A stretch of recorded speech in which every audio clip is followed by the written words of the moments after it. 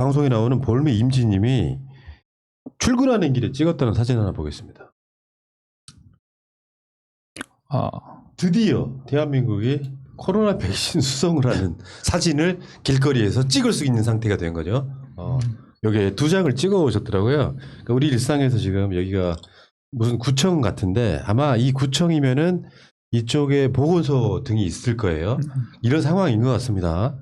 코로나19 백신 수송 이렇게 되어 있어가지고, 이야, 드디어, 여기 여기 보면 자세히 보면 무슨 구가 있는데, 은평구라고 되어 있네. 은평구청 주위에 있는 아마 코로나 백신 운반 차량이 사진에 찍힌 것 같아요. 네. 일단 코로나 관련해가지고 상승세가 좀 가라앉아서 안심인 것 같고요. 내일부터 지금 접종이 바로 시작되잖아요. 저는 이 접종 시작되는 거 보면서 제가 좀 먼저 한번 맞고 싶었는데 팔뚝 걷어붙이고 그럴 기회를 안 주실 것 같아서 가만히 있었는데 내일부터 맞기 시작한다고 하고 그렇게 되면 뭐 이 상승세도 이제 좀 더 줄어들 것 같아서 다행인 것 같습니다. 규정대로 하세요. 그러니까요. 왜 먼저 맞겠다 그래? 아니 그러니까 이게 왜냐면 막 다른 분들한테 먼저 맞으라고 막 시키니까 왜 안 맞느냐고 이상 있는 거 아니냐고 말씀을 하시니까.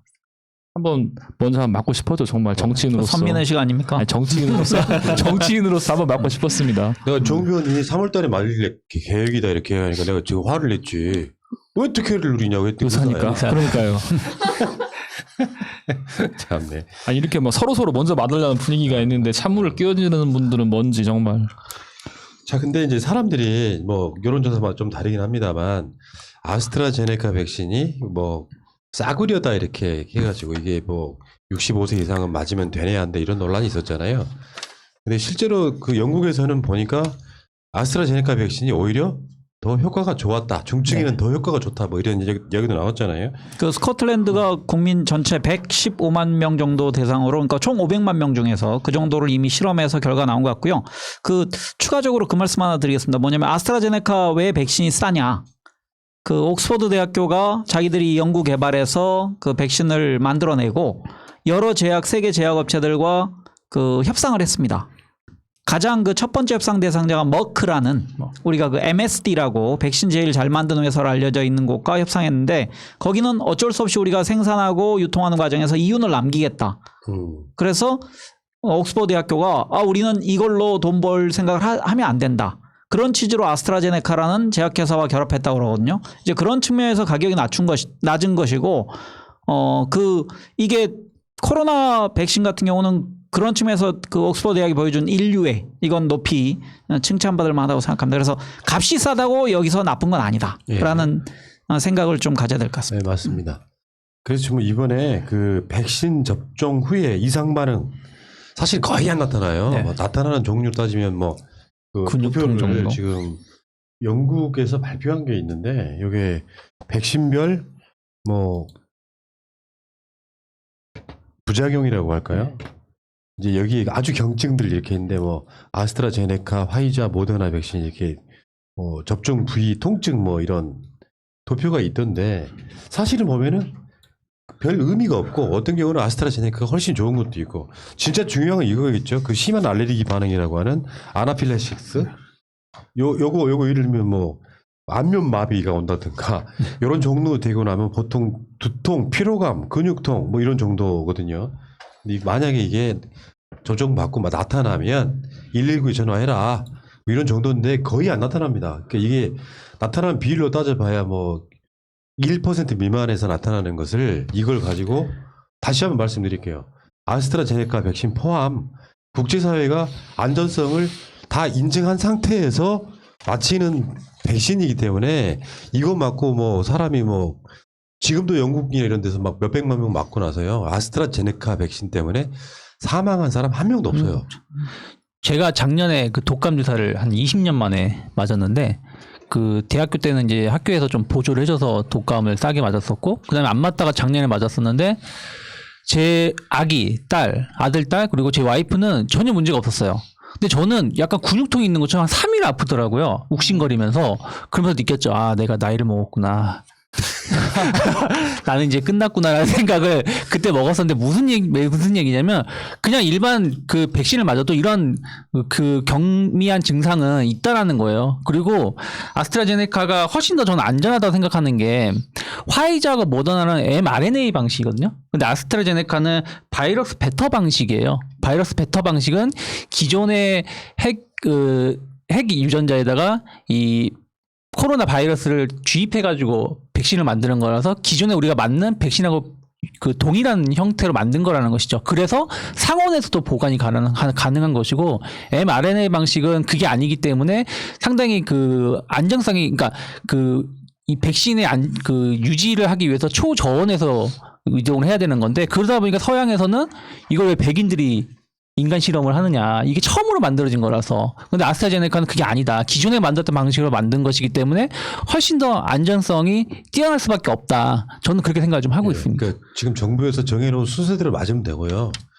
내가 먼저 맞겠다 할 필요도 없는 것이고 대통령은 그거 그냥 지키시는 거예요. 예를 들면 뭐 오늘 뭐 요양병원 간호사분이 1호 접종한다 그러는데 사실 그것도 의미가 없는 게 전국 동시다발적으로 하거든요. 접종이 시작되면 동시다발적으로 하는데 누가 먼저 가서 이 사람이 1호 접종자니까 자 기다려 다른 지역은 다 기다려 그런 의미가 없다는 거예요. 이건 아무 의미 없는 거고 최대한 맞을 수만 있다면 빨리 가서 더군다나 이 양반들아 이거 무료야 무료. 그렇죠. 국가가 이거 코로나 19 종식시키겠다고 다 무료로 맞추는 거를 맞겠네 안 맞겠네 하는 것 자체가 그냥 내가 세뇌돼 있음을 증빙하는 거예요. 독감 백신도 마찬가지겠지만 맞아서 뭐 부작용 때문에 죽을 위험성 이런 게 있으면 전 세계가 맞히겠습니까? 영국은 바보여서 아스트라제네카 맞히고 그렇습니까? 전혀 아니거든요. 어디 유튜브 채널 같은데 뭐랄까 이렇게 세뇌돼 가지고 요거 맞으면 죽는다더라 무슨 영혼을 뺏긴다더라 별 소리들을 다 하고 아유 불쌍한 사람들이. 그리고 최악의 경우에는 국가가 그 4억 3천만 원 정도를 그 보상하는 걸로 지금 잡아놨거든요. 그리고 접종 후에 뭐 15분 내지 30분 대기해서 이상 반응이 생기면은 즉시 의료진이 여기에 대해 처치하게 돼 있기 때문에 아마 국가가 여기에 대해서 만반의 준비를 한 것 같습니다. 알겠습니다. 일단 백신은 상황이 이렇고 의사협회가 지금 뭐 중범죄 의사 면허증 취소 법안 요것 때문에 뭐 방역에 참여를 하냐 이렇게 생떼를 쓰고 있는 사이에 대한병원협회 다음에 한의사협회 이런 데서도 우리가 할게요 이런 상황이거든요. 나 진짜 사실은 이게 일종의 처방전에 가까운 거잖아요. 그러니까 의사가 그쵸. 처방을 내리면 간호사가 마치는 건데 지금 한의사협회라든지 뭐 병원협회 같은 데서 우리가 할게요. 이 국민 지지가 거의 한 90% 되는 사안이기 때문에 중범죄 그 의사면허 취소법은요. 그러니까 이 상황에서 이분들 입장에서는 우리가 할게요 이런 상황이 되면 그 의사협회가 입지가 훨씬 더 줄어드는 거 아니겠습니까? 그렇죠. 엄밀히 따지면 이게 이제 아쉽게 돈에 놀린 건데 의사들은 자기들이 파업하면 끝이라 생각하겠지만 병원 입장에서는 그게 아니거든요. 왜냐하면 우리 국민이 맞는 게 공짜인 것이지 의사들은 그 주사 한 대 놓을 때마다의 그 수가라는 게 있거든요. 국가에서 지원해주는.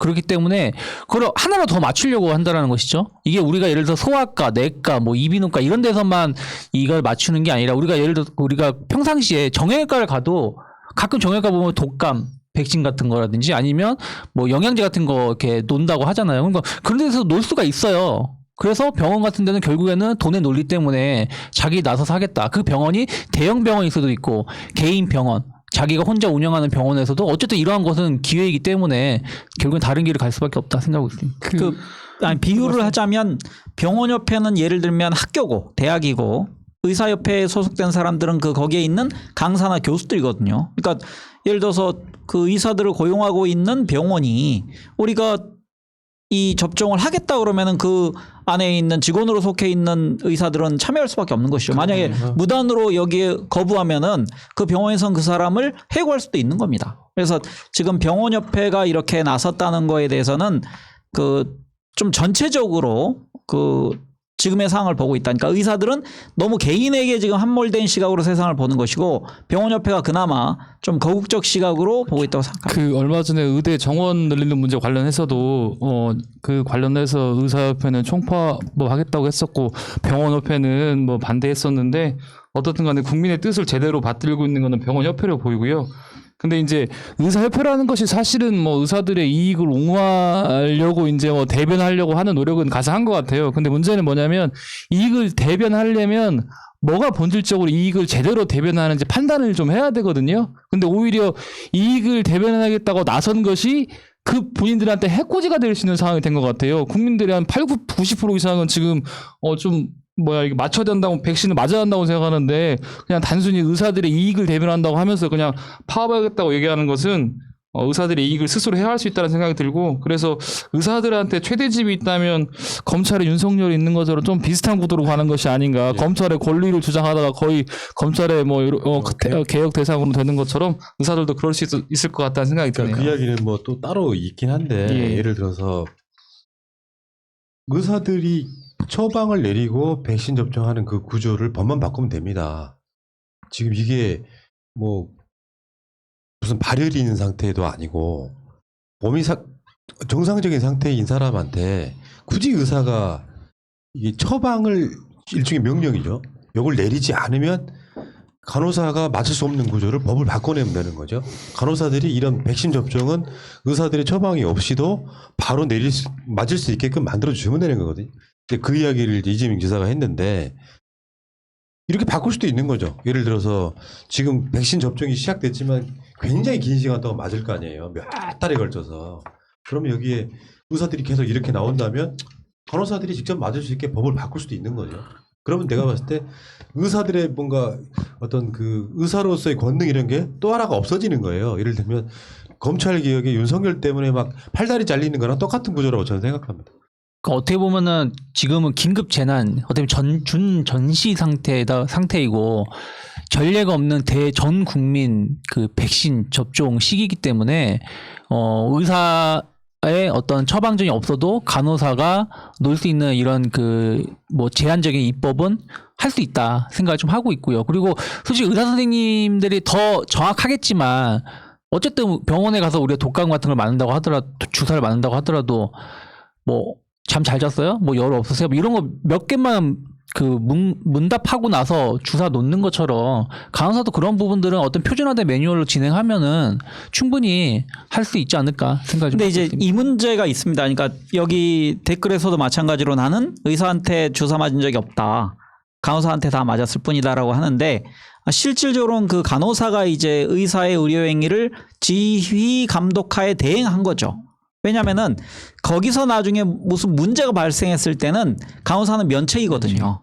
그러니까 그걸 지시하고 감독한 그 의사가 실은 책임지는 겁니다. 의료법에 관련돼서. 근데 아까 말씀하신 대로 이게 지금 국가적 재난 상황이고 전 인류적으로 지금 공동 대응해야 될 문제이기 때문에 저는 간호사들이 의사의 지시가 없이도 이런 경우에는 특별하게 주사를 그 대량으로 지금 놔야 될 상황이잖아요. 그래서 이런 경우는 좀 특별한 조치가 필요하다. 네. 거기에는 동의합니다. 근데 이번에 그 의사 면허 취소하는 법안 이걸 이제 지금 국회가 들고 나오니까 의사협회에서 면허 관리원 설립안을 들고 나왔어요. 뭐냐면 여기 의사에 대한 징계도 우리가 할게.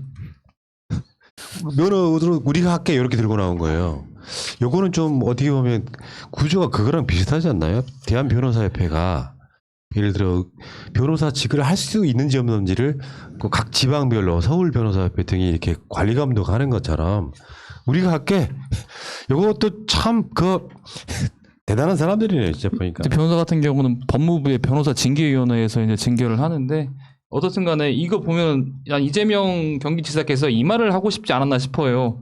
의사들한테 대한민국이 의사들의 나라냐, 면허 취소하는 것도 너네들 다 물어봐야 되고 정원 늘리는 것도 다 너네들한테 물어봐야 되고 모든 것을 다, 그리고 심지어는 면허 관리도 니네들이 하겠다고 그러고 그런 측면에서 아마 이재명 지사도 그 김남국 의원이 그 백신 접종 같은 어떤 예외적인 것들은 의사가 없이 할 수 있도록 하자 이거에 대해서 공감한 것이 아닌가 싶습니다. 왜 의지를 뒤로 가세요? 아니, 그 얘기를 해야지 지금. 근데 어찌되었- 관리원 설립안. 어찌되었든 근데 지금도 그 뭐냐 의사 면허라든지 이런 거에 대해 어째 문제가 발생했을 때 그 심사위원들 중에서 7명 중에서 4명이 의사 출신으로 알고 있거든요. 그래서 작년 같은 경우도 한 28명이 면허 취소를 받았다가 한 25명이 바로 좀 갱신되는 혜택을 받았다고 어마어마하다 하는데 정말. 지금도 이렇게 의사들의 영향이 큰데 이거를 7명 전부 다 의사로 배치하겠다 아니면 자기들이 전담하겠다 이렇게 전담하게 된다면 또 그 안에서 말도 안 되는 비리라든지 무슨 자정작용이 될 수 없는 것을 본인들이 뻔히 알면서 자기의 특혜를 더 누리겠다고 하는 것은 시대에 역행하는 것이 아닌가 생각하고 있습니다. 그러면서 지금 그 의사협회가 캐나다나 영국은 자율 징계권을 준다 이렇게 이야기를 하고 있는데 근데 영국과 캐나다는 공공의료 비중이 100%랍니다. 100%. 그러니까 공공의료의 영역 안에서 서로 간에 징계를 주고 이러는 거랑 대한민국은 정반대잖아요. 공공의료가 아닌 일반적인 어떤 그 영리의료라고 볼 수 있는 민간의료 비중이 90%가 넘는데 정부는 빠져. 우리가 의사들 면허 관련해서 우리가 알아서 할게. 이런 미친놈들이 참 그러니까 이게 그 예전 문재인 정부 초기에 있었던 것 중에 하나가 의료 수가 관련해가지고 암이라든지 뭐 이런 거 관련해서 좀 더 올려주겠다, 투명하게 하겠다 했을 때 의사들이 되게 반대를 했었거든요. 왜 그러냐면 자기들이 불투명하게 더 많이 받을 수 있는 것을 정부가 투명하게 뭐 하다 하니까 자기들의 수익이 줄어들까봐 극심하게 반대를 하면서 그때 최대집이 한번 그 한껏 뛰어 이름을 날렸을 때가 그때부터거든요. 최대집이 그런 것처럼 본인들이 뒷구멍으로 뭔가 해먹으려고 할 때는 투명한 걸 따지지 않고 어떻게 뭔가를 할 때는 자기들이 하겠다는 것은 정말 앞뒤가 맞지 않는 행동을 하고 있다. 우리나라 자체가 의사들이 이게 투명하지 않기 때문에 좀 더 그 정밀한 잣대로 규제를 좀 할 필요는 있다 생각하고 있습니다. 저는 모든 조직은 그 외부의 시각을 받아들일 필요가 있다고 생각합니다. 그러니까 그 민주주의의 정부가 견제와 균형 원리, 이게 이권 분립이든 상권 분립이든 그런 원리를 가지고 있는 것처럼 의사협회도 환자들의 의견도 반영하고 그리고 국가를 운영하는 정부의 운영도 반영해서 자기들이 면허가 유지되거나 뭐 지속되는 쪽으로 해야지 내가 일단 의사 면허를 한번 받으면 평생 나는 어떤 잘못을 해도 이게 유지된다라는 시각은 그 말이 안 되는 것 같고요. 그다음에 영국과 캐나다의 예를 드셨는데 영국과 캐나다는 기본적으로 의사들이 다 공무원에 준해서 국가에서 그 소속돼서 의료행위를 하는 걸로 돼 있습니다. 그래서 여기에 이제 뭐 그 찬반 양론이 있는데 왜냐면은 진짜 열심히 공부해서 돈 벌고 싶은 사람은 미국으로 많이 간다. 영국에서 의대 나온 사람들이 뭐 그런 얘기도 있지만 어쨌든 그걸 통해서 공공의료를 실현한 나라고 우리나라는 공공의료와 민간의료가 민간이 90이고 공공의료가 10 정도밖에 안 되는 상황이기 때문에 우리는 그 개인 병원에서 이루어지고 있는 민간 병원에서 이루어지고 있는 행위에 대해서 국가가 통제를 하지 않으면 그 공공의료가 100%인 나라들의 중앙 통제식 의사들 관리와 우리는 그 민간 병원에 위탁해 있는 의사들의 행위의 관리가 우리는 좀 구별이 있어야 된다고 생각합니다. 예.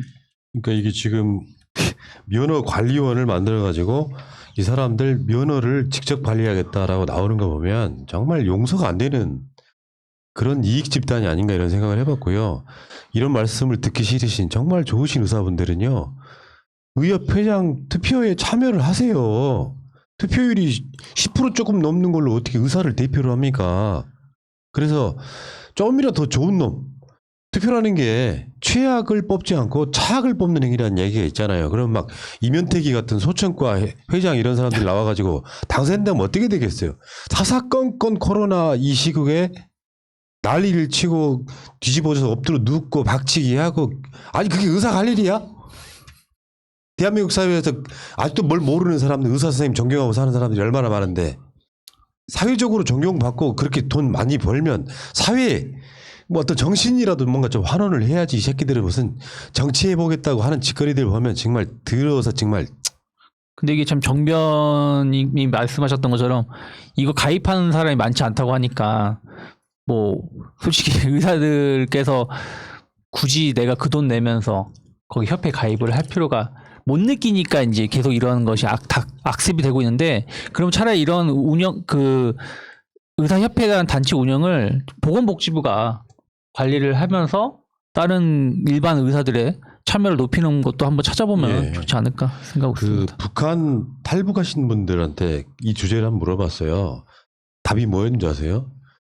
그건 법으로 평가받기 전에 북에서는 맞아 죽습니다. 그런 정도예요. 거기는 그냥 월급쟁이더만요, 의사가.